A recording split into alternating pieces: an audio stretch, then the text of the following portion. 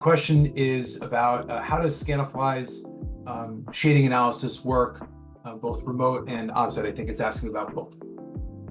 Perfect. So on the remote side, essentially you're using the different layers that we have as an option. So it could be LiDAR, Google 3D. You can also build the vegetation as I showed you, where we have a library of different trees that look as realistic as possible. It's not just like cones or just like circles there. So you're still trying to get as accurate as possible on that side.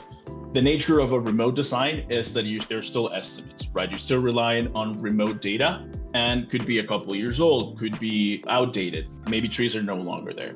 So translating that to the 3D modeling, how that works there is that the drone images are pretty much real-time information, right? It's real-world context. A surveyor collected that data in the morning. A designer is doing that or finalizing the design a couple hours after that. So you know exactly what's there. Everything is to scale. And that's what the software is using for collecting all your solar access percentages, TSRF values as well. You can generate the shade reports that are approved by most regulators and lenders in the industry too. So if you need financing, utility approval, you can just generate those shade reports from Scanifly.